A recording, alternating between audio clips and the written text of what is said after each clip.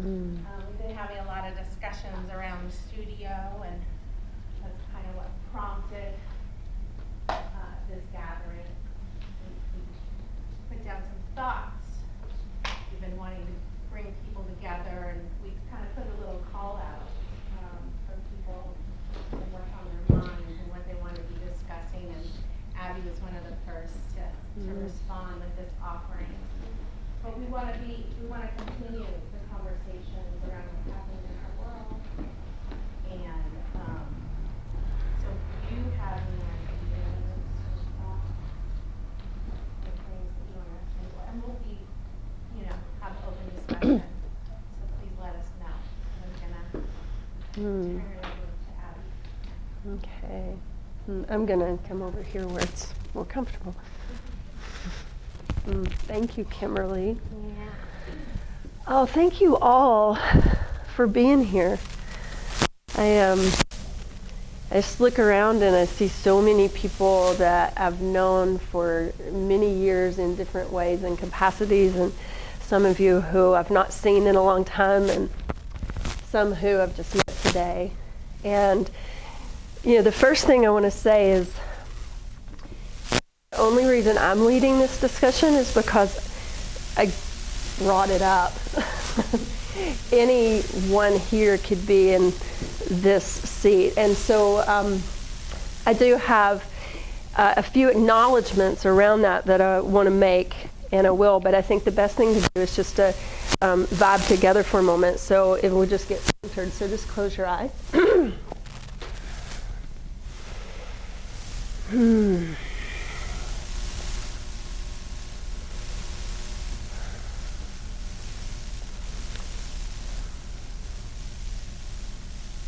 just begin to inhabit your body a little more fully, with more presence.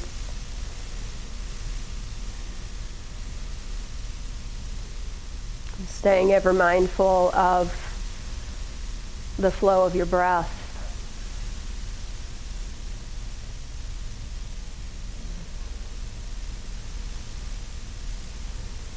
Bring your awareness to all the points of contact of your body to the earth.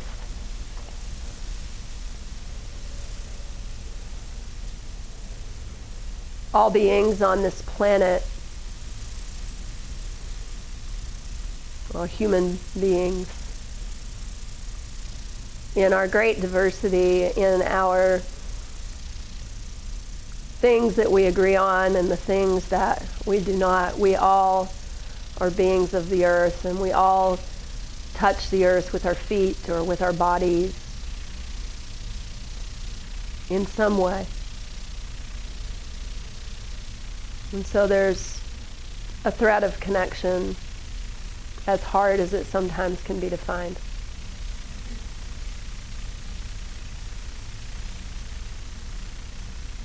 Feel each other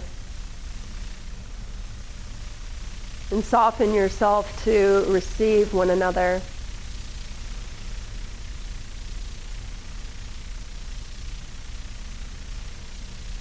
And from deep in your pelvis, extend like a taproot downward into the very womb and the very heart of the earth, anchoring into your own particular spot.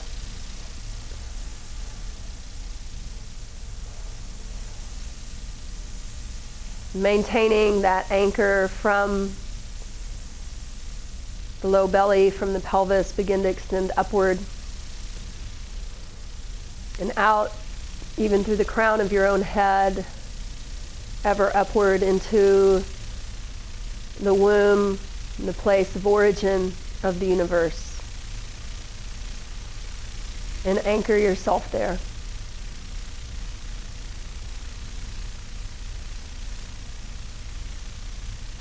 So that we become the connecting point. And from both of those places of anchor, bring yourself into your heart.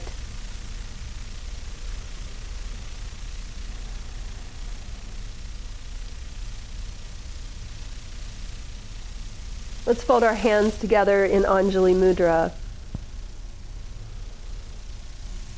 and one time chanting the combination of the seed mantras Om, representing the vastness and the infinitude of consciousness, and Hreem, the manifest, tangible of consciousness. We bring them together in sacred union. Take a deep breath in.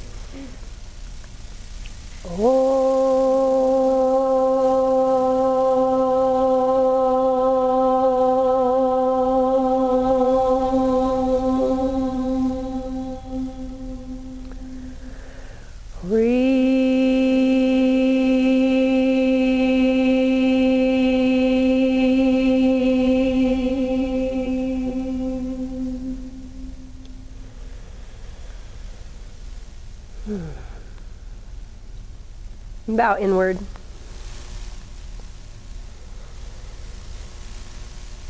Releasing your hands, lift your face and open your eyes. So good to be here with you. So, I don't know about you guys, but the past month in particular of teaching has been a big challenge, both on a personal and a collective basis. And so that's really why we're here. So I want to make a few acknowledgments, which is, the first acknowledgement is that, when there's any type of a disaster or a war or anything that happens, the first people on the scene, or they'll set up places that are called triage. In other words, those are just the places where you assess the situation and who needs the most care and stabilize these people so that then they can go see the experts of whatever is happening. And so this particular gathering today and the subject of teaching to collective upheaval is really just this baseline, because there's underneath that so many much deeper conversations that are very, very needed as humans and as yoga teachers and yoga studios. And so today we'll speak directly just to collective upheaval. And I know that Kimberly and Christine and Tasha and everyone at Namaste are looking into having more pointed discussions on the deeper things underneath that. So I see it as the beginning.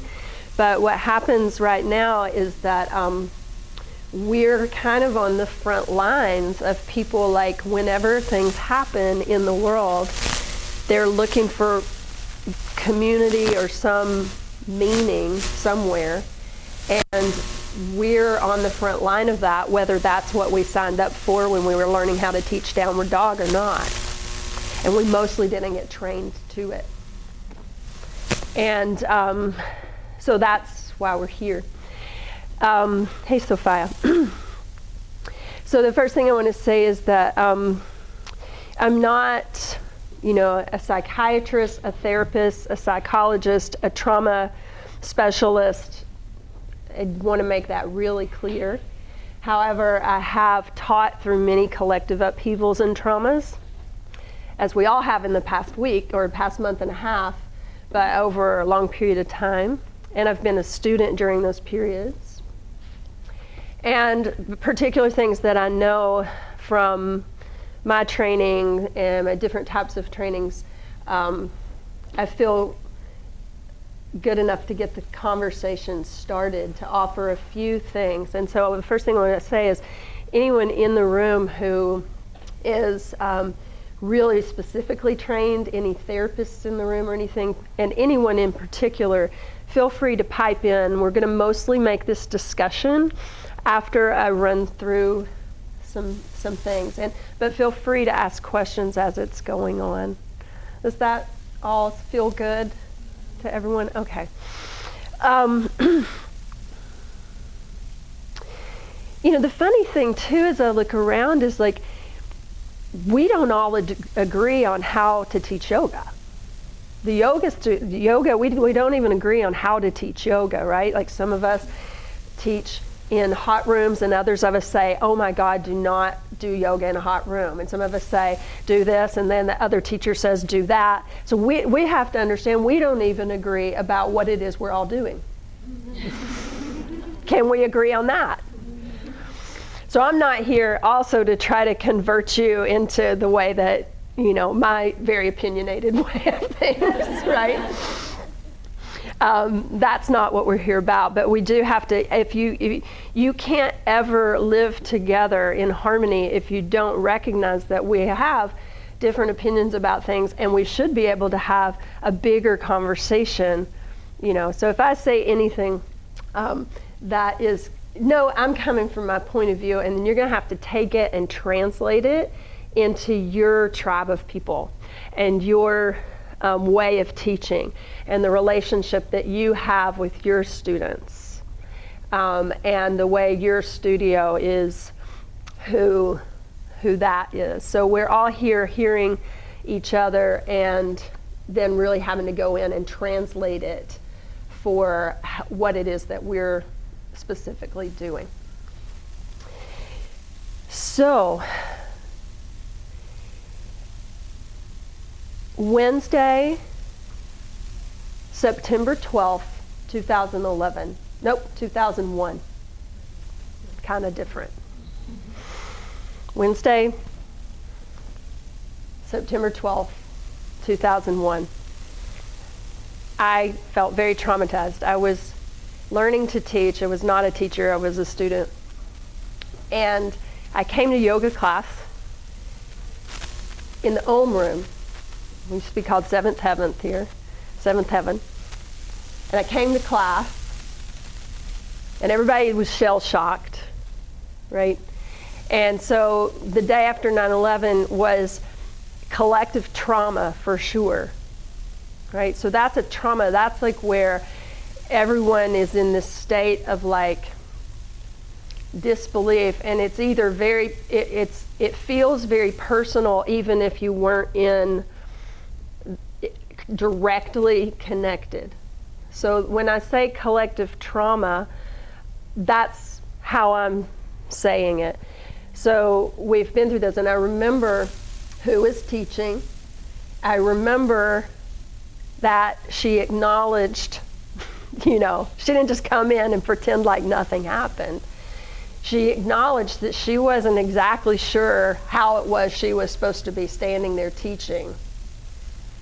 And we just sort of moved and cried and forgot and remembered. And so, I always remember that really clearly, because I remember because I was learning to teach at the time, I thought, because I thought she handled it so amazing, I thought, we'll probably learn this. Mostly, no, we don't. And then over the course of my teaching career, as all of you have, you've probably taught through your own personal upheavals and traumas. You show up and you do what you have to do. But it's this different animal, and I just would like to see, did everyone feel difficulty, not just your own personal, like trying to make sense of the world, but with your students, did they seem very different over the past month or so, energetically? Because I don't, everybody's different, but my students were very traumatized, or collective, very upheaval, and my advanced students in particular, it was like I had to change the game in the teaching altogether. Any of you guys have been in my class over the past 6 weeks, a few of you have 5 weeks, I was teaching in a different, it was like there was a real steadiness of who I am and not just like going off the wall, but having to moment gauge the energy in the room. And it might even be different from morning to night, as it always is. I also had the great, long-term teaching and not so much fun or pleasure of teaching through a collective upheaval and trauma when the style of yoga that I was teaching went through a huge scandal and basically explosion very publicly. And So I was traumatized, and the whole community was in upheaval and in collective trauma. So I got to watch myself as a student and as a teacher then. So I've been paying attention to these things for a while. So that's why I thought of it. So collective trauma are these big things that happen where, to think back to something that's now sort of still horrible, of course, but sort of distant so that we don't get really pulled up by it is 9/11. Like something that happened that across the board everyone was aware of, everyone was touched by in some way. And that's like a collective trauma. But it can also happen just within your own studio. When, let's say, heaven forbid, someone important, a key person in your studio maybe unexpectedly passes or even expectedly passes, and they're a key person, the studio is going through something together, or your own class. So that's sort of a trauma. A collective upheaval, as I would define it, would be like these situations, like just say none of the horrible things that have happened of the past, we'll just contextualize it as the past month and a half, even though of course it's much bigger. Even if none of that had happened, just the political climate and the fact that we're in an election year and everybody's yelling at each other, that is an upheaval.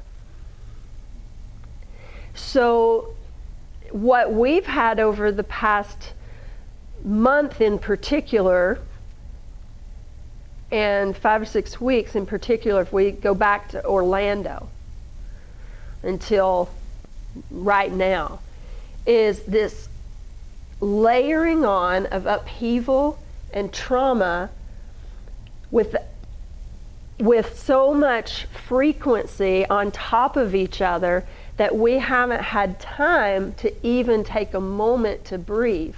And so it's got, at least for my classes and my students, last week it was at, code red. The students could hardly function in class. You got to understand that right now, probably in 1 hour on Facebook, you're getting more information than your ancestors got in a year of their life. And in 1 day of your life, you're getting more information incoming to you than your ancestors less than 50 years ago got in their whole lifetime. It never stops. Your students come in, the last thing they do before they come in is check their phone, or especially when something's up, check the phone, check the Facebook, see what was the last mean thing that somebody said about somebody else in the upheaval, and then they come in like shell-shocked, and then they come to class, and then they go out in this open, sensitive state, and then put more things in. So this is just the state of affairs. Make sense so far? Feel real? Okay. Oh. So you're like, how did I end up in this place? I didn't get trained to stand up in front of people and make meaning for tragedy. I'm just here doing my thing, teaching down dog. Yoga studios have been named socially now as what's called a third place. Is everybody familiar with what a third place is? Okay. So first thing, places that are called first place are like home, right? You're just where your home is. Second place is, and this is talking about like in social dynamics. Second places are places like work, like where you basically, you go there every day, you're seeing with a set group of people every day, and there's a reason for going there. So first place is home, second place is work or something similar. Third places or third spaces you can think of as like the collective living rooms. And they used to be schools and churches. And we still have school, like you're going there, you're sort of knowing people in passing, and also there's a community around it.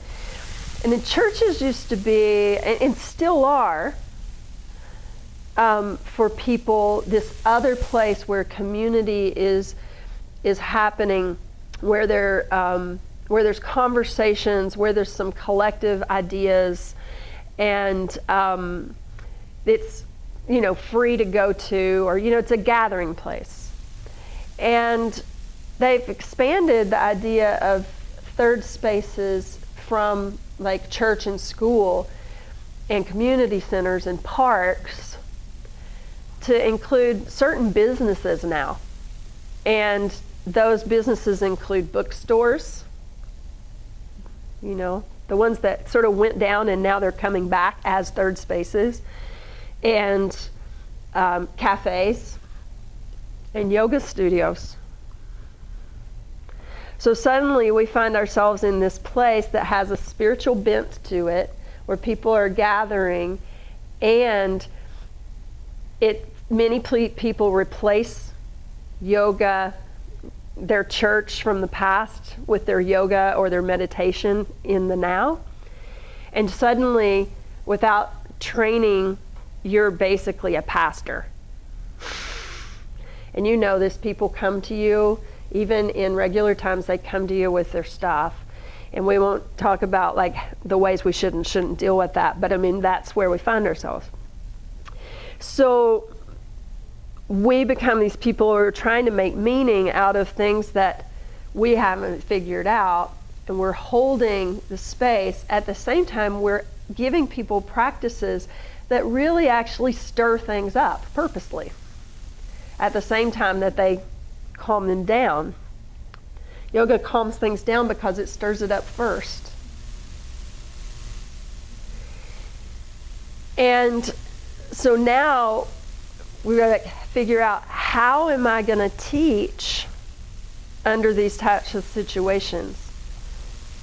Now, you have to think about everything about the way you teach in these situations. I say, I normally use music. Well, I'm saying that to you. I don't necessarily. If you normally use music, well, what music should you use if you're going to use it? Maybe there's so much chatter right now that they need a completely silent room. Or maybe, so it's like every little piece you sort of have to sit back and dissect and say, is this serving now in this situation? So it's very Ayurveda, for those of you who are in the Ayurveda training right now with Kamiko and David. So everything is that's your norm in class. Depending on the situation, you have to step back and say, okay, this may serve normally, and is it going to serve now or not serve now? And some of it you'll think it's going to serve, and then you'll feel the energy in the room. You'll be like, no, that was a mistake. Not going to do that. So the first thing I want to talk about is just the physical effects of collective upheaval or collective trauma on people in the classroom. And you may notice that you've been noticing this in class without actually like realizing it. And it really follows, what happens is it's a collective vata derangement. So vata is the air quality that we all have. And vata, anything that happens, or any imbalance in the world or in your body, psychically, physically, any of those things that happen, they happen first as a vata imbalance. So in other words, you've been, whatever it is, just traffic and you couldn't get to class, pulls you up, right? It's like air pulling up a paper bag. You're not grounded. So all of any upheaval starts with something has changed and pulls things up. And it typically, depending on the intensity of what happened, it'll go a few different ways. But the way it will tend to go in life is something pulls you up, the first thing you try to do is do. You go towards the fire element of like doership. You go towards, okay, I got to take care of this. I got to do something. I got to protest. I got to this. I got to that. And that's natural. So the air fuels the fire, and you go try to do. And often in your life, every day, there's a problem. There's something that pulls up. You go to doing, you solve it, and it grounds back down, right? Just normal everyday life. Then there's the bigger pieces of that. But when the air quality pulls up and you tend to go towards doing, except for in these situations where you don't even know what to do, except for protest, which is great, or get on Facebook and try to express yourself, or have conversations, or all these things that we've all been trying to do. But then what will happen oftentimes is for a while that'll make us feel like we're embodied and something's happening. And then when we do and then nothing shifts, then what happens is we go into what's called a kapha, or we do and we overdo and we exhaust ourselves, or we do and we overdo and nothing changes. We go all the way down into what's called a kapha imbalance, which is we give up. We're like, nothing's going to change. What can I do? And so that's very typical. However, in this situation that we've been in, because it's been upheaval over trauma over upheaval over trauma, that some people, like when the next thing happens, instead of going towards doing, they just go towards collapse. I can't take any more. I can't even go to doing. I'm going straight to collapsing. And so this is sort of Ayurvedically what happens. Is that clear enough? Does anybody who's an expert on Ayurveda want to speak to that more, or no? Okay. So we see this happening all the time. So first, let's just go to the physical way that manifests itself. So physically, in my own body, and what I've noticed in my students' bodies over the years, and then in particular recently, is that they're going to walk in with tight hips, because tight hips happen from getting pulled up. The apanavayu, the downward flow of prana, gets pulled up and stuck in here. It doesn't flow downward, it gets sort of stuck, and so that's agitating. And so the hips get tight. There's a feeling of being tight-hipped and ungrounded. And the ungroundedness in the legs can manifest in, if you might notice, in balance poses. Nobody's been very balanced over the past few weeks. People who can normally stand in like tree pose for a long time, like they're falling out. The heart gets bound up and protected. The focus, there might not be a very good focus. Have you experienced that at all in your classes or in your own body? So those are happening a lot. And then on top of that, if you've got a lot, of course, emotion. So people will move and then unexpectedly, the waterworks start because something moved. And so that's a lot of the ways that physically this type of atmosphere manifests in the body. I had last Monday night a student, she's a teacher too, and she's been coming to my classes for years and years, and she was in class last Monday night and she said, I have been practicing yoga for 20 years and my body right now feels like I've never practiced yoga before. And I said, it's the atmosphere, it's the energy atmosphere that we're all in that we all feel that way right now. My advanced class, same thing. Sophia was in advanced class 2 weeks ago, right? Whew, that was heavy. The advanced students were completely not able to balance or any of these things, and it was and that tight hips, people who can do massive back bends, the tiniest cobra would set them into tears. And so this is what, again, this is just foundation. This is just like what I've been encountering. And I assume a lot of you have been encountering in some ways. Has anybody noticed anything additional to that in their own students or affirm that? Yeah. Shoulders for sure, like a lot of hard closing, heavy shoulders. Even for myself, like when it was really intense for a couple weeks, I felt like there was a weight on my shoulders. Yeah. You see it a lot. Yeah, and certainly, and it makes sense. So then that leads us to this thing is like, is it actually our role in this moment to try to open people up whenever they're feeling completely traumatized or uprooted in the upheaval? And so that's a big question. And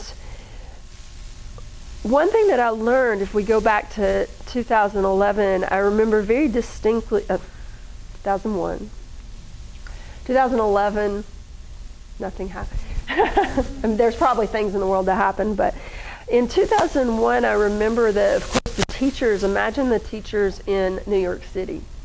And I have some friends who were teaching there at that time, and I know that there was a big, a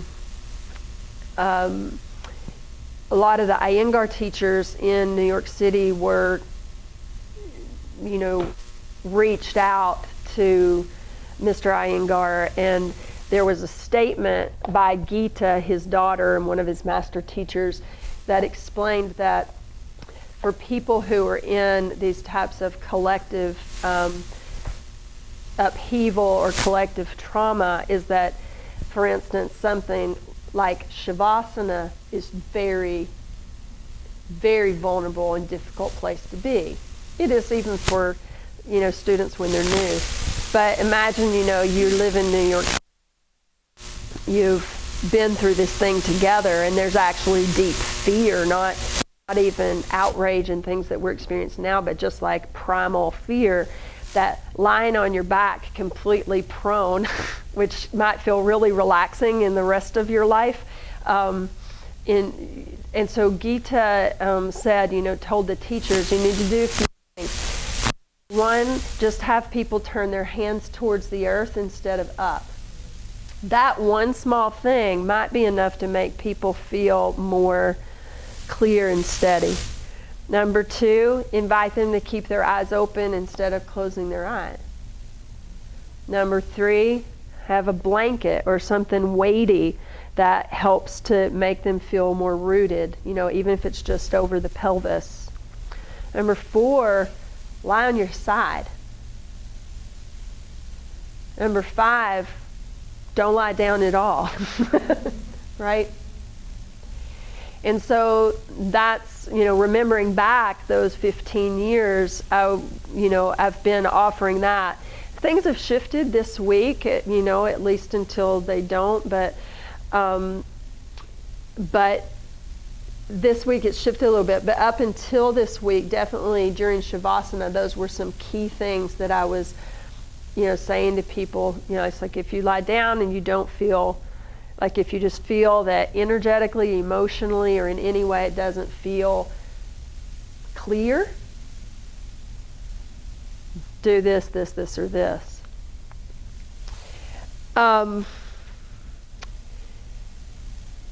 Big back bends.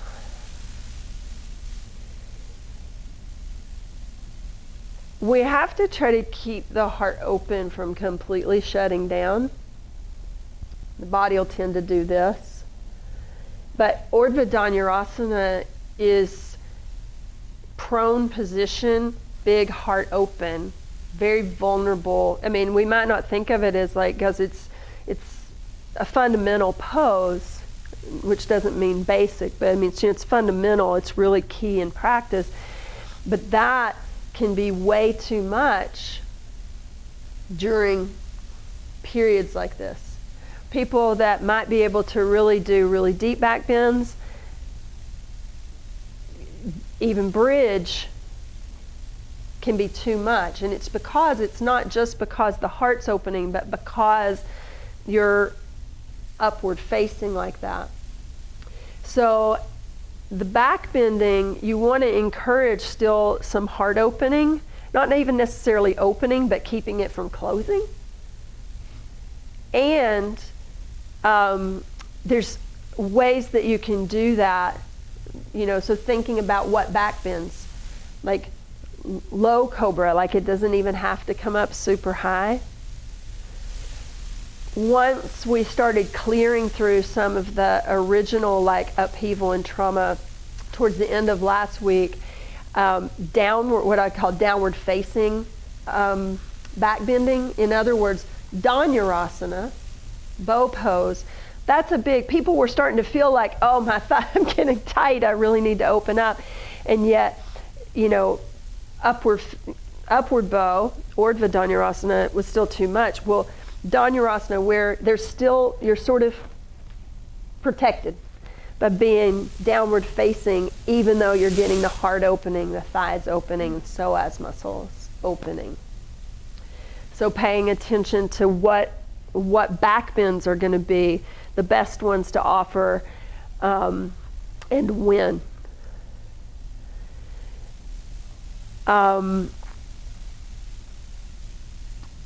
You want to keep moving, and you want to offer a lot of standing poses.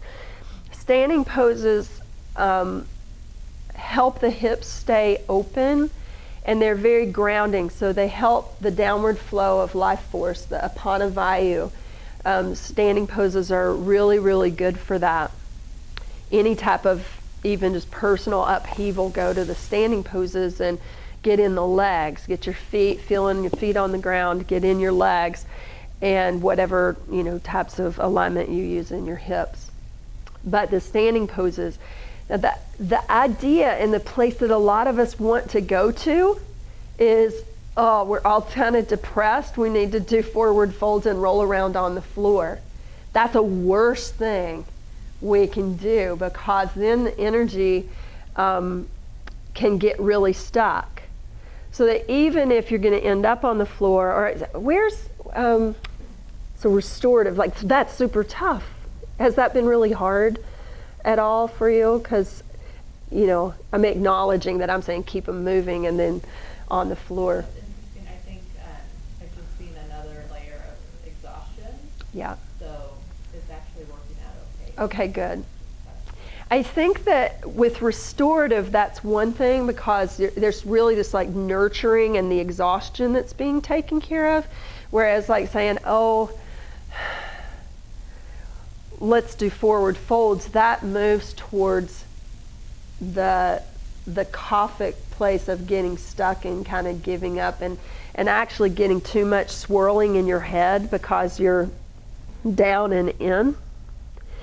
And a lot of these are really Ayurvedic principles also for like depression and other things. Like sometimes if you're more kapha or you're more stuck in some energy, you want to move more instead of less. So if we're in collective situation, it might not, when I say move forward, then it's not necessarily fast, it's not necessarily like power or aggressive or anything like that, but it's just steady movement. Keep it moving, even if it's not a flow.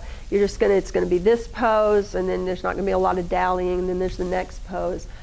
So standing poses are a really like go-to in these periods, like standing poses, and being in those for even a big bulk of the class. Then once the energy's sort of moved, getting down on the floor might be fine, but just you don't want to do too many super inward poses where the mind might start chattering again, because the body's so open, and then the mind starts going. You can start to actually have this like boomerang effect where you've just gotten a moment of opening, and then your mind starts coming in, and you go and you go instead, you go in twice instead of once. So those are in terms of poses. So I was offering the past, and I have a very particular way I teach, and I teach on a particular grid, and with the season and with the moon, and like I do it a particular way, and I just had to go off. It was the full moon. I would have been teaching the most energetic classes of the week 2 weeks ago, but boy, that was one of the worst days. So it was more standing poses in the legs, small heart openers, and then some twists, which can help the spine still feel mobile without overexposing the heart.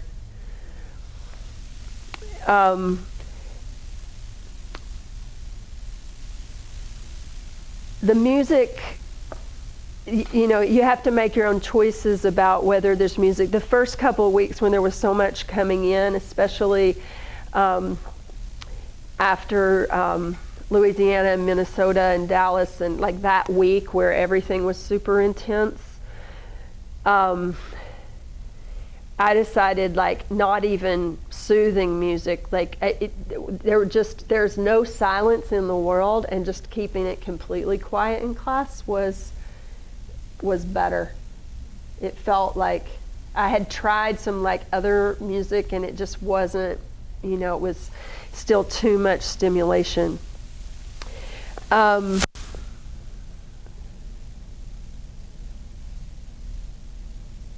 other thing is, I had to sort of halt my own progressive teaching style, in that I just had to halt and say, right now I'm not really trying to teach and educate. I'm still going to teach alignment because it keeps the mind focused, but I'm not going to try to really teach something new, because the mind's already got too many things coming into it. And so I was still giving alignment instructions, and we were working on that, but I wasn't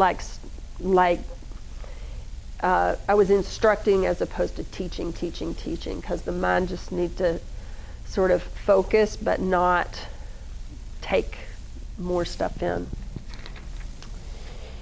And that's just the mental fatigue that comes, and the exhaustion that everybody's had. In terms of how or if to bring things into class, that can only be decided by you based on the relationship you already have with your students and the way your classes are anyway. For me, I teach with themes.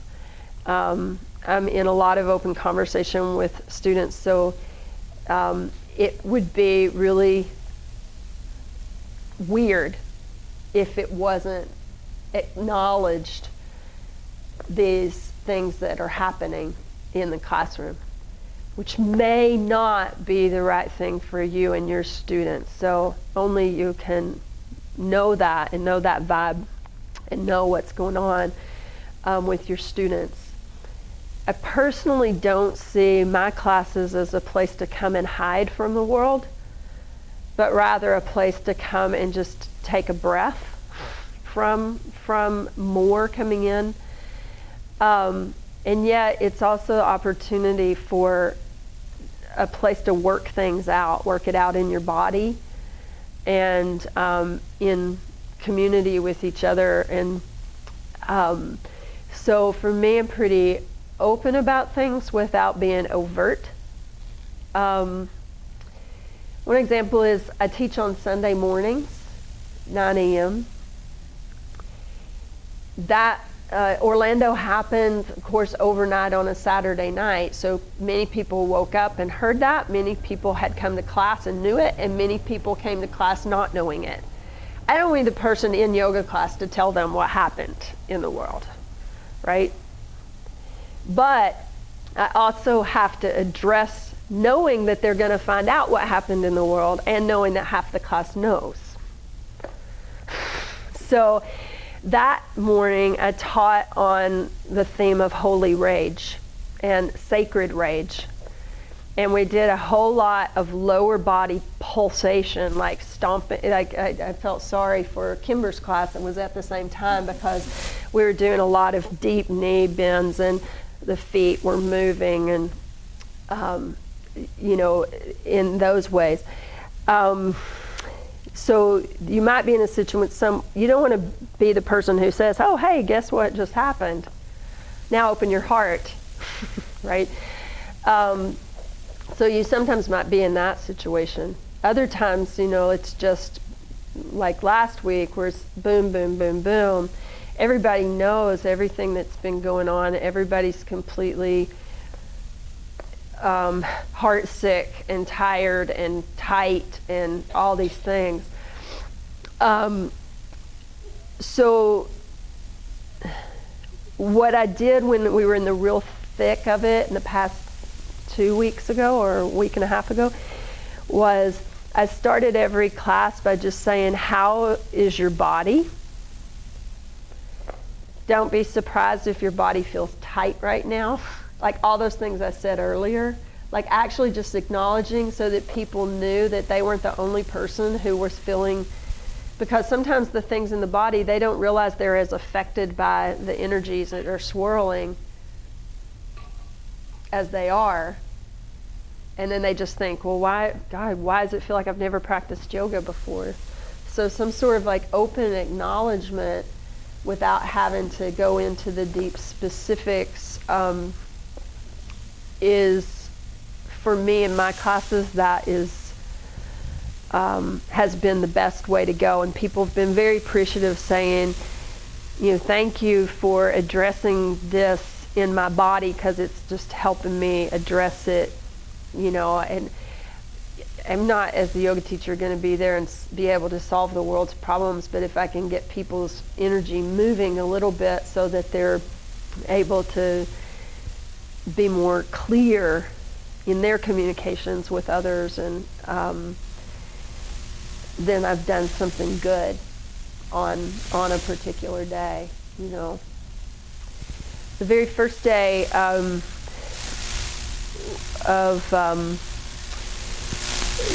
the worst few weeks, again the week of not the worst, but where it was just the weeks of Louisiana, Minnesota, and Dallas, and then all of the hatred that was happening. At first with that, I went to a set sequence that I have that I teach usually about once a month. I've been teaching it for about 10 years. I call it mashed potatoes. There's a comfort food sequence, really 15 years.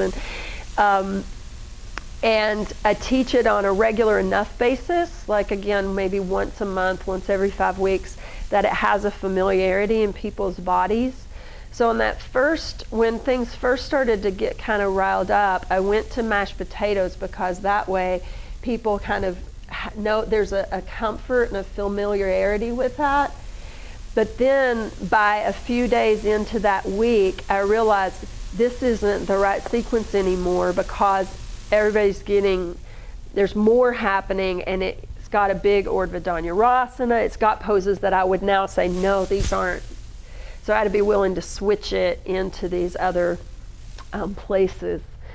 So you have to, it's minute to minute. The final thing that I want to say before that we all open up and, for questions or for your own observations and your own tools and skills for dealing with this is that I was given by one of my teachers some years ago something that I've found incredibly helpful in my own life and in trainings that I've taught. And it's called the Matrix of Transformation. And some of you guys have studied this with me or with my teacher. And it's based on the rasa, the flavors of experience, that the vibrations that eventually become the full spectrum of different emotions. So that's a rasa, means a spice or a flavor. And there are 9 of them. And it's going to look hierarchical when I write it down, but we have to kind of think of it not hierarchically, but just that it's different vibrations. Some things vibrate at a high pulse and some at a lower, slower pulse, but it's not, don't think better or worse, because all of them have their shadow sides and their sacred sides. So the top 3, I think, of the holiday card is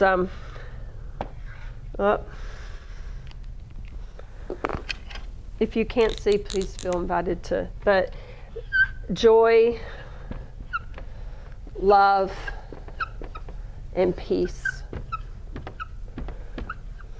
And I think of them each as like a family, because they're going to have ones that I put down, again, as if it's a hierarchy. It's not. It's just different pulsations. So we all tend to think of like, oh, these are the awesome places we want to be, joy, love, and peace all the time. And yeah, but it's not the way we have. Have a diversity of feelings.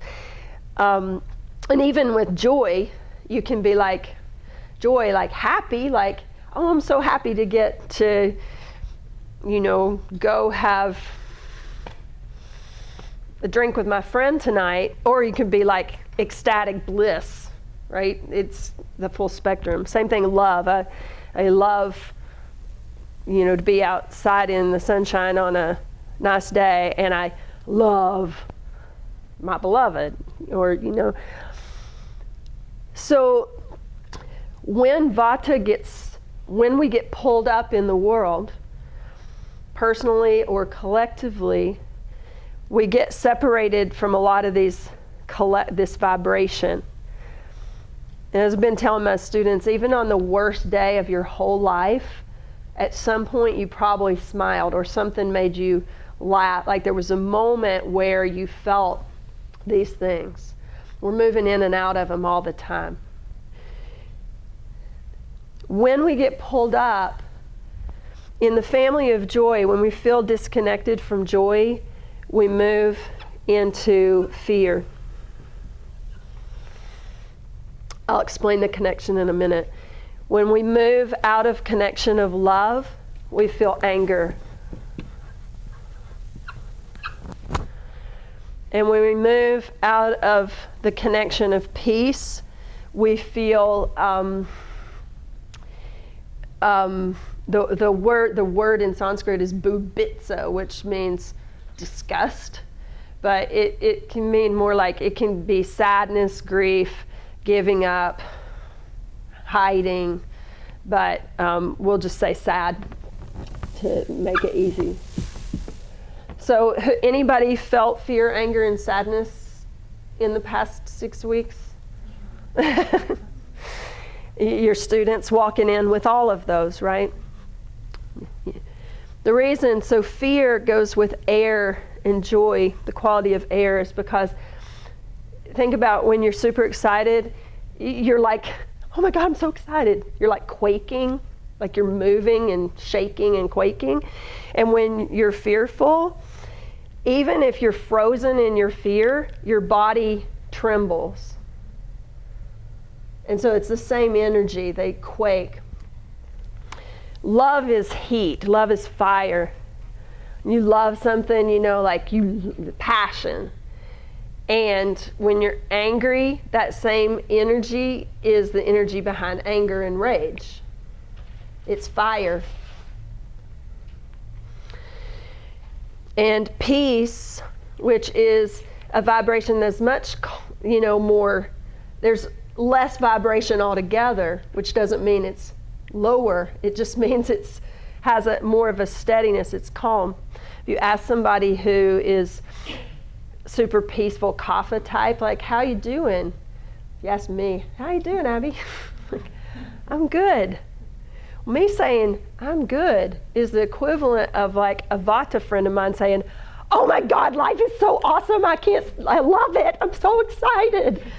You know, I'll be like, one of my apprentices, Haley and I'm about to go to Scotland to teach, and she's like fire, and she's like, oh my God, I love Scotland. I'm like, I'm really excited to go back to Scotland.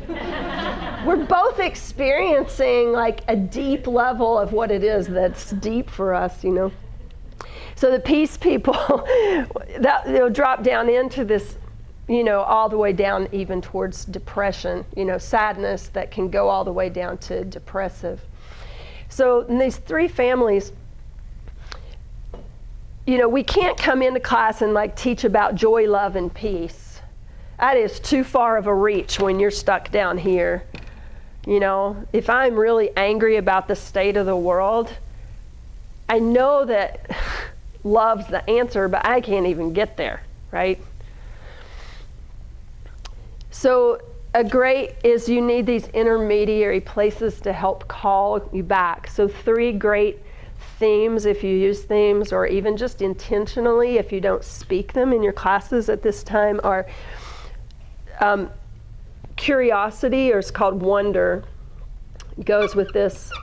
So you take the fear of what you don't know, or what you don't know, and you take it to its worst outcome, becomes fear, right? What you don't know and you go deeper into with curiosity becomes wonder, and that actually pulls you back up towards this direction. So it's a real time of being curious and inquisitive. In other words, like, to deeply question yourself and your own beliefs. And like, you know, this is the time where we want to go in and look at our own, how we contribute to all of the problems that we see, instead of thinking that they're outside of us and other people's problems. Like, how is this my problem, and how have I participated in it, and how. So that's curiosity. And then your anger it's hard to get straight back to love. You have to go through courage. The best example of this is like, you know, you love somebody, you get in a big fight, somebody has to be courageous and say they're sorry. So curiosity and then courage, like to even teach with mudras that are for courageous mudras of Vira, or of Vira Hridaya mudra, those types of things. Or poses, like the Vira poses can be good, the heroic poses. And then finally, for peace, the gateway back is compassion.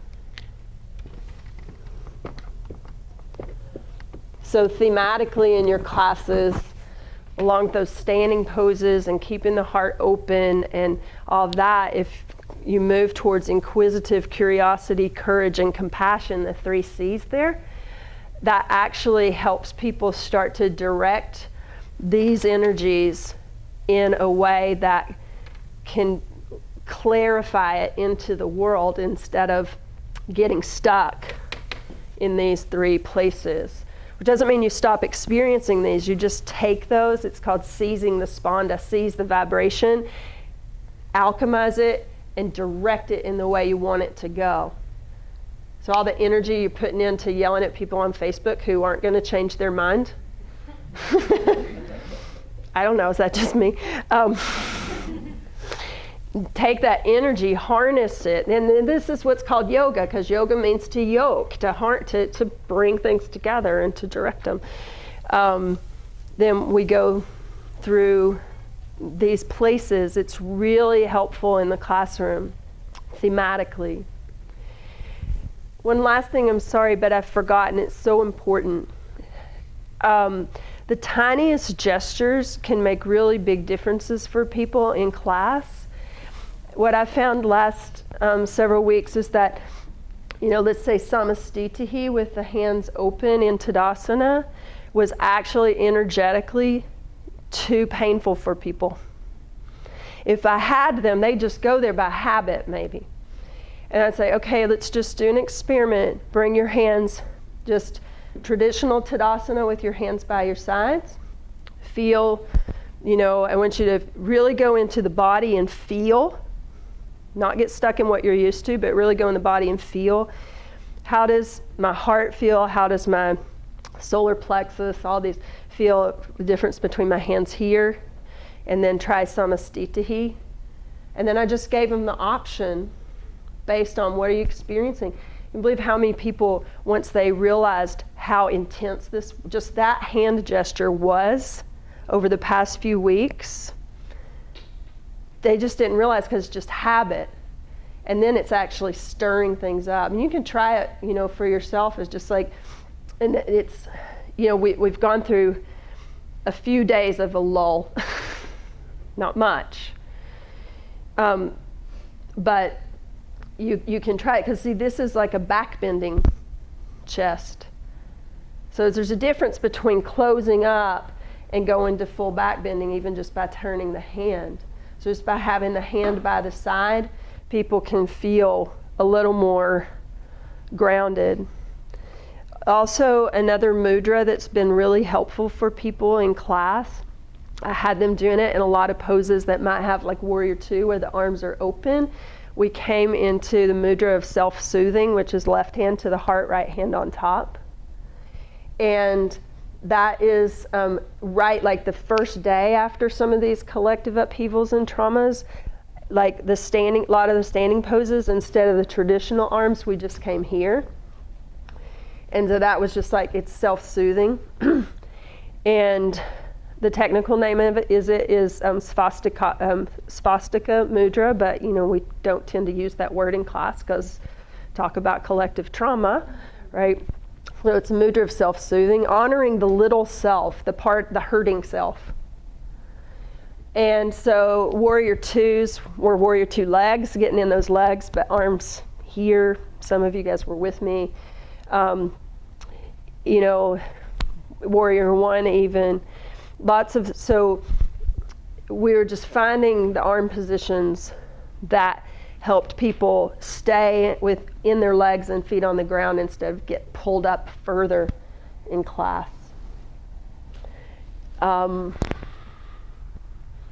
Yeah, that's it. I went on longer than I intended, and I'm so sorry. So I want to please move it into discussion and honor everybody's time as well.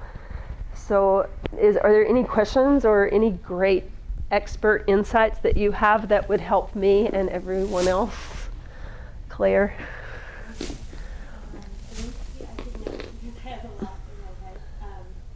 So I'll try to be concise. Thank you so much, Abby. I told you recently I see you as a master weaver, and thank you for sharing with us and for hosting this really important conversation, and all of you all for showing up. My name is Claire Williams. I teach over here in the area. You might have gotten emails from me if you ever did the 500-hour program or 200-hour program at Yoga Tree. I worked there for a year and a half. I've been involved in the yoga community a long time, and I'm trained as a community leader in social and environmental activism as a part of my undergrad. And in 2009, I took a training from Alec Corey called Teaching Yoga to At-Risk Youth and Adults, and she's a therapist and a yoga teacher down in LA, and she's one of the co-founders of Optimat into the world with Sean Corn and Susan Sterling. And I believe Anasa is hosting college soon. I'm Claire. Are you doing it? Hi, nice to see you in person. Yes, September 23rd. I highly recommend that training. I joined the staff of Optimat for 4 years, so I got to work with a lot of incredible leaders, including Nikki Myers as well as a resource. Can I, Claire, I just want to keep it really on target, okay? So, yeah. These are trainings, though. I can send it Yeah, out that's so good, and I want that, and I also want to keep it super on target, because those are almost like, if this is the triage area, then that's the next level. Okay. So maybe if I'm happy to send this because I feel like I have a lot of resources. Yeah. They're coming soon. And just to say that I recognize in the room what you're talking about, and this has helped me come into my own understanding of some coping mechanisms that I wasn't quite weddings. Quick example, I've had like an appeal to get a new tattoo. I only have one and I didn't think I would ever get one. And I feel like it's this sense of like wanting to feel something. The relationship to everything going on. It's hard to explain. Yeah, lots of times people, and I know you are a therapist, right? So I want to just say, it's like we almost hit this with Munich this past week, or these past few days. Like, there's been so little conversation about that. Also, not that much conversation about the man. I can't even remember the town now because there's too many. The man who was with the autistic child, who, there comes a point where it's like you stop. That's when it's gone from the air to the fire, all the way down to the. It's like you stop feeling, hearing, and then that is the danger zone. So yeah, you're like, oh, I want to feel, I want to get a tattoo. So watch. Do you want to speak to that? Yeah. I'm gonna go it. I'm a clinical psychologist. What I really was reflecting on is there are so many overlaps between Ayurveda and subject philosophy and Western psychology. And everything that you talked about, Abby, I was thinking about Freud. I'm sure we've all heard of him. He talks about this idea of being on one end of the spectrum. You have a client who comes in who is very insight-oriented. They're very aware of themselves. They're very resilient. They have a lot of coping strategies of their own. And then on the other end of the spectrum, you have someone who comes in who's not doing a great job coping for themselves. They're using a lot of defense mechanisms that are painful and hurtful, like eating disorder or self-mutilation or suicidal thought or things like that. And he says that the way you deal with it, the different clients who come in, is also a spectrum from open, sort of insight-oriented, loose, reflective space, not a lot of the therapist talking, like a lot of open space, and on the other end, very contained. And it's exactly the same, which is our students, and it's not, by the way, like someone comes in and they're always in the same state. People vacillate a lot. But it's the same, which is that, you might teach a class, or I might teach a class that is often like very slow and very, like I like giving a lot of silence in the class, trying not to talk, having periods of time where I don't talk so much, giving students a chance to be in their own space, in that sort of pratyahara space, but not useful right now because you'll regress, and so it's that same concept of trying to keep it really contained and structured, which I was really appreciating, and to also recognize that it'll oscillate over time in these little reprieves that we're getting versus the times that it's really we're being bombshells. One other thing I wanted to just say is just about touch, because we all have very different approaches to touch. Some teachers don't even touch at all. Some teachers love to assist everybody. But just to be thinking not only about like, has this person experienced sexual assault or some kind of physical assault in their life, and yoga is not the place to touch them. They don't want to be touched, but also it might just be a lot of stimulation. So to just be checking in with people if they want to be touched, because it could be very, very nurturing. It can be nurturing. I've backed off of that over the past few weeks, except for people who I really, know, and even then it's like it's not an adjustment because it's just like still too much unless I know that person could be soothed somehow in appropriate ways. So yeah, that's like, it's like everything that you normally do is that thing of like, go into that place of curiosity. Is this going to be helpful right now? And if it was helpful in class last night, is it going to be helpful in class this morning? Yeah. Yeah. Well, thanks, Kimberly. So, I'm Marie from Anasa Yoga. I'm a co-founder of Anasa Yoga with Katrina, other co-founder. And I just wanted to clarify, and thank you, Claire, that Hala is coming September 23rd, and it's a weekend training, teaching yoga Anybody, first responders, anybody who works with individuals or communities experiencing trauma, which we all are while we're here. But I wanted to ask you, Abby, if you can elaborate a little bit on some of the language that may have shifted for you, that you're using differently now, that you're not using the last few months in class as you're teaching.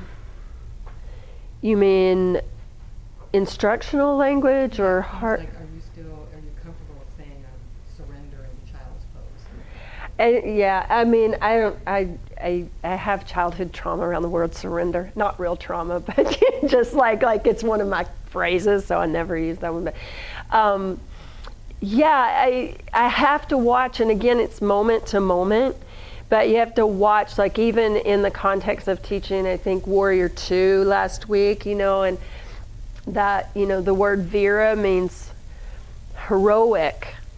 Like the root word vira means heroic. It doesn't mean warrior. Now, Virabhadra, mythological form of Shiva, Virabhadra, was a warrior, and Virabhadrasana, so that's why we call it warrior. But this root word is vira, which means courageous. See, actually, this word. So if this is Shringara, which means like love, then this word is vira, which means courage, and then so virasana means hero's pose. So I might call Virabhadrasana number 1, 2, or 3, but I might not call it warrior. Now, there is sacred warriorship, but it's like I have to go to, when people are in upheaval, their mind goes to the least common denominator, the thing they learned first about what a word was. So I might watch that word some. And I do think you have to be really conscious of your language. Right now, I'm not thinking, it's happening for me on this moment-to-moment basis in the class, but that's why you might want to, as a teacher, we always want to do this just to be better teachers anyway, and not just like run the laundry list of instructions and sound like the person at the jungle ride at Disneyland. But give an instruction and then just pause. Take your own breath and give them a moment to do whatever you said, but also look and see if have what you just said in your mind, and then watch the energy and see did I just say something that, not just from the instructions, like did they do what I said to do, but did I say something that made the energy change? And then so you just got to be super aware. So pause and talk less, but without leaving too much silence. So in other words, just give pause and just be in this constant state of, it also depends, the language and all of this depends on also, who's your community that you're teaching to. You teaching to a really broad community. Again, you're one classroom, you've got a diversity of races, a diversity of sexual orientation, all these, we've got all these different traumas that have happened in this really short period of time. And that's one thing, you're managing all that, but let's say you're teaching at a transgender class and everyone there is particularly affected by one of the particular things. Well, then you got to talk about it handle the whole thing differently than if you're teaching. Because if I just look around in this room, there's a lot of diversity of relationship. First of our relationship, all of us as humans, to a world that's being turned upside down, and a lot of things being stirred up, and particular people in your classroom who are more closely affected. So last year one of my students son died in police custody under very suspicious.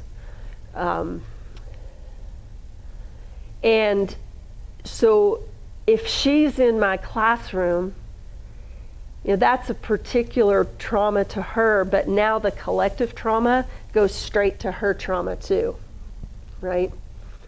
And so I have to remember there might be stories in the classroom, of course, that I don't know. I happen to know hers. So you don't ever know who you're teaching to. So to be super aware.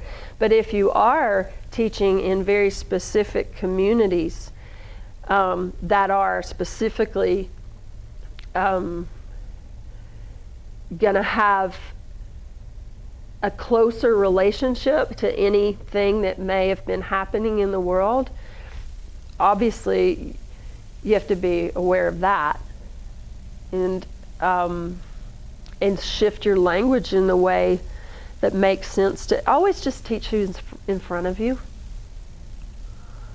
Not that you're a grand idea of who you think is supposed to be there or who is there. Just like you look and you say, okay, who's in front of me right in this minute? And then shift the language. Mm-hmm. I totally, see, we're really blessed in the one hand that we teach in the Bay Area.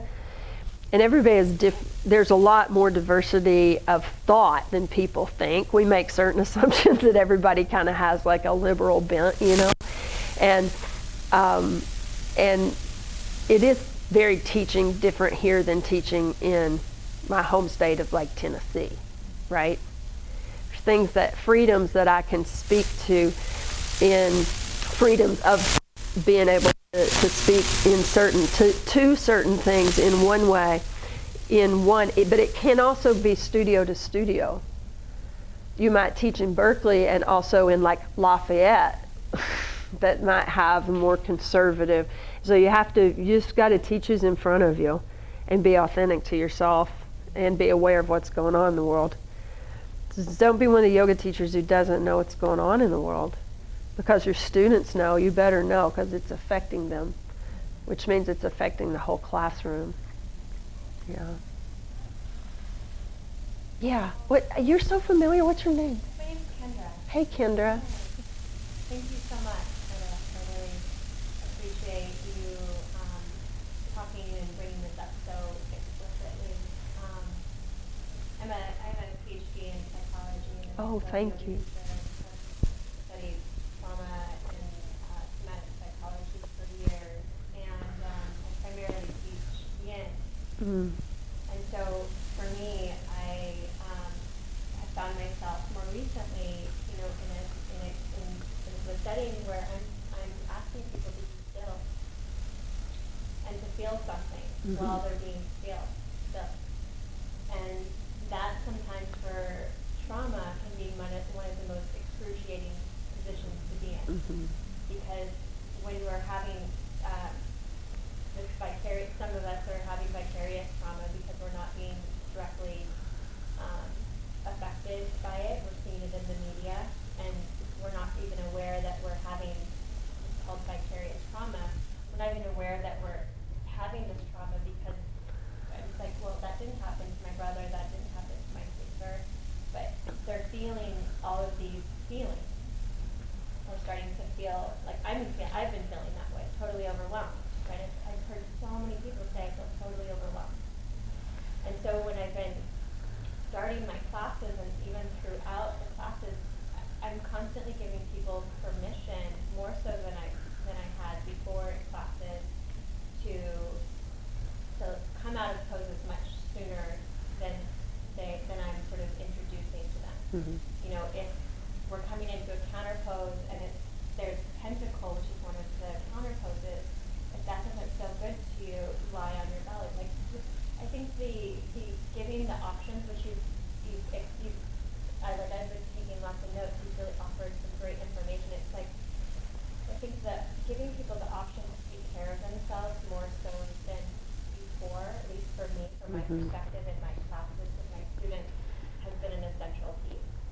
And offering some education around, like, when you get still or when you're in this position, if you're feeling this, like we're all feeling this. It's like some of the normalizing of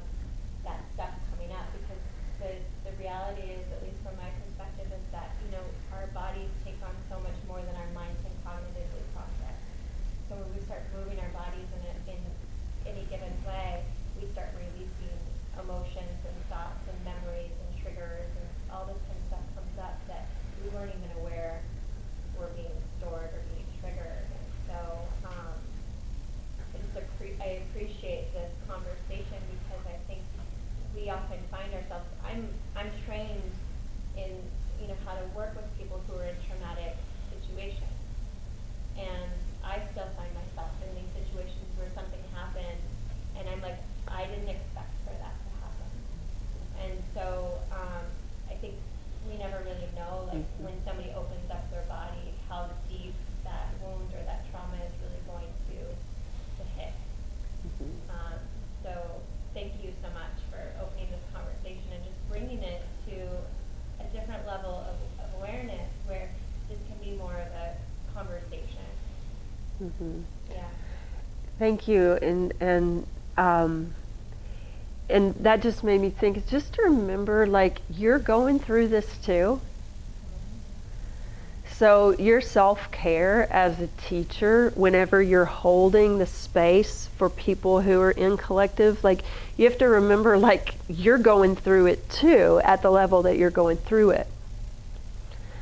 And so being in that remembrance of your own self and your own self-care needs and what those are, is critical to being able to hold the space for other people who are coming to be in your space or with each other and in the studio and in their bodies and in their hearts. Like, so make sure that you're taking care of yourself and your needs and your relationship to the upheaval and the trauma, before you go try to solve everybody else. You don't try to solve it, just hold the space. But your own body, is going to be feeling what it's feeling too. Rosie, hey.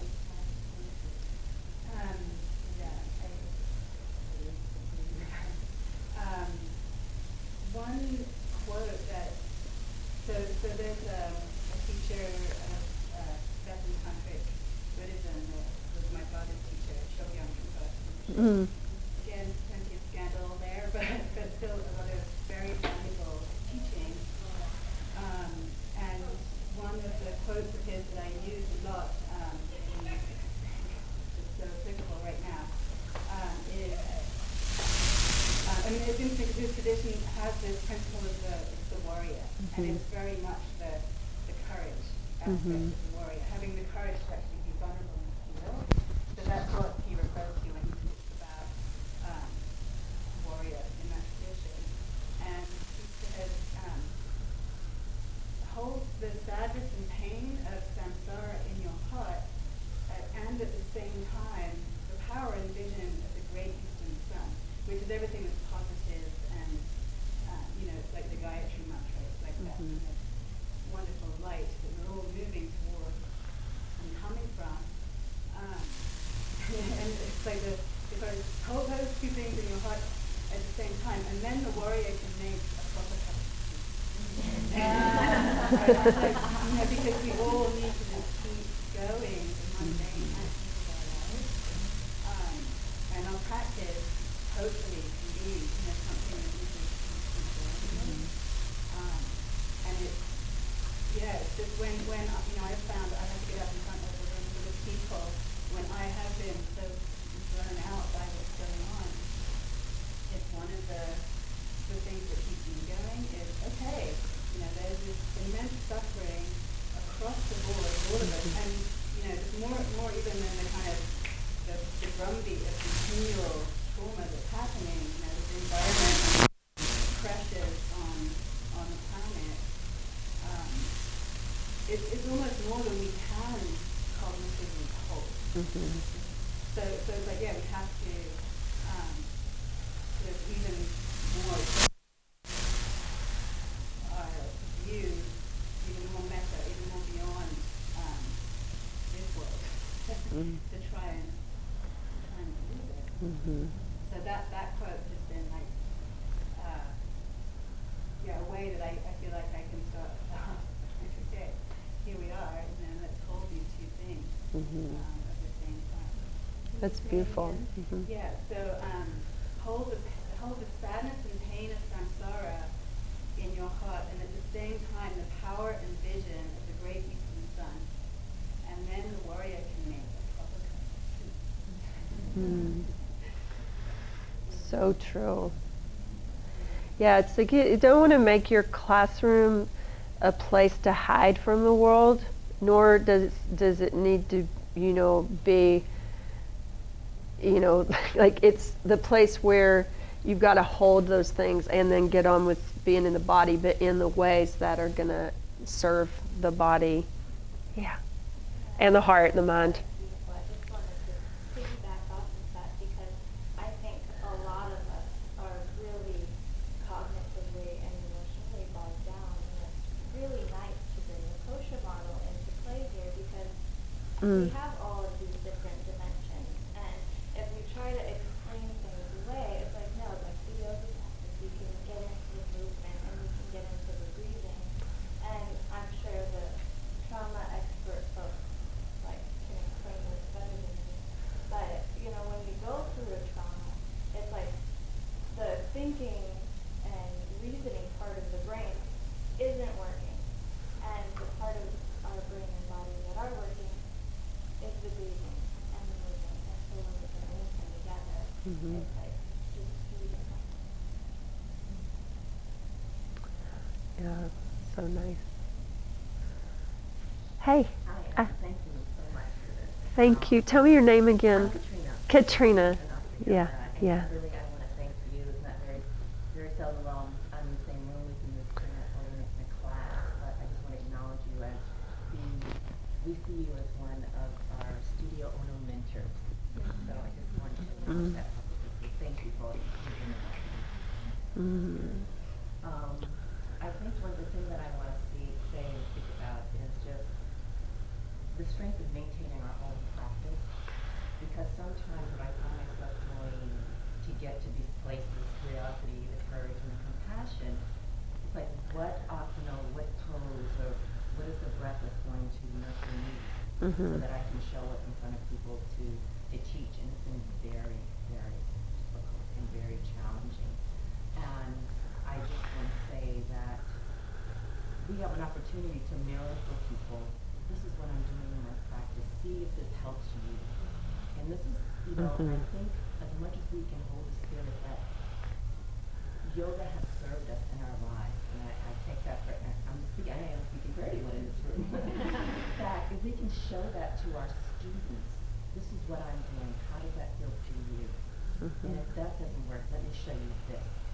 And I just think as much as we can say, this is what I do to get to compassion, this is what I do to get to courage, this is where I'm questioning, this is what I may do. And as often as we can share and mirror our practice to give insight why we do what we do, and our sequencing in our practice. Yeah, and I've actually been, for those who've been in my class over the past few weeks, I've been saying, here's why we're doing this way today. And I've also, right after one thing happened, I stood in class on a Sunday morning and said, I do not want to stand here one more Sunday morning and have to put something out there. And then the next Sunday morning, something else. And I just told him, it's like, I am.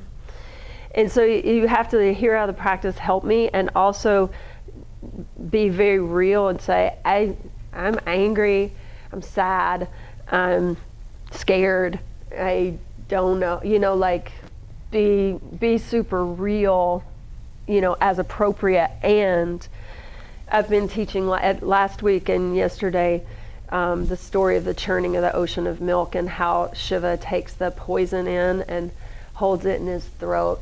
He doesn't swallow the poison and he doesn't vomit it back out, but he holds it in his throat and the alchemical process changes the poison into the nectar. And that's where, as yogins and as teachers, we want to be, is like, we can't go to this place where we hide in the sand and pretend like the world isn't happening, because our students are coming in and the world has happened, we can't be there. And we also don't have to just regurgitate all the time. And that's what happens on Facebook, we just we can't even think of our own good words and hold it, so we just hit share. And right? And so you can be in that place where it's like, take the world in, hold it without swallowing and becoming toxic yourself, and without creating more poison in the world. So if you look up the blue throat, Nilakanta, when Shiva becomes the blue-throated one as part of the churning of the ocean of milk. One last thing we've gone over, and I'm a big person of start on time, end on time, and honor everyone and needing to go to class and those things. And even in me saying that, I've forgotten what I was about to say. It was so important too. Yeah. There was that. Oh, I do tell my students on a regular basis anyway, but I've been telling them at the end of every class, I'm like, please, I make this my own practice, and I am inviting you to remember that as a yogin, you're actually becoming, on the one hand, more sensitive to everything that's happening in the world, and at the same time, creating a more resilient vessel to hold and to transform everything that's happening in the world. But what you want to do is to let them know that immediately after class, in the first 15 to 30 minutes after class, don't, if you're a mama and you need to check and see if a text has come in about your kid or whatever, but no social media and no radio for 15 to 30 minutes after class, because you're emotionally open, you're energetically open, and then you go out and you check this or you turn that on and get this new piece of information, and the body and the emotional body and the mental body and the physical body may have, if it was a skillful class, may have got itself to a new little place of feeling a contained opening and feeling pretty good, and then you immediately assault it with something. Instead of staying open, it doubles down on tightness. It's called the boomerang effect. So you have to, and so I just tell my students, I'm like, no social and no radio for 15 to 30 minutes. And I do that too. So, thank you. Yeah. Thank you all so much. And thank you. And let's stay in ever deeper conversation. Yeah, and it's going to be at least through the election, even if no other traumatic things happening, there's a lot of upheaval. So just keep this in your field. Thank you, Kimberly, for creating this space for conversation. I didn't introduce myself. I'm Kimberly. If I don't know you, please come introduce yourself. And yes, let's please keep the conversation going. We'll send out an email and invite everybody and keep things moving. Let's keep the conversation moving. And I look forward to speaking with all of you. Thank you so much, everybody. And then check in with these guys about that training. Yeah, or with Claire on that. Yeah, great. Thank you. Namaste, everyone. Not yet. Yeah. Yeah, I'm happy to keep conversation, but I don't want to hold anyone hostage. There's fruit here. There's a donation box for Abby at the desk also. What's your name? Say it again. Anj. Hey, I'm Abby. I've taken your class. Yeah, you look super familiar. Yeah. When you were over at it. I don't even know what it was called before the yoga retreat. Oh, it was Yoga Mandala, but I wasn't there before that. Yeah. Well, thanks for coming today. Yeah.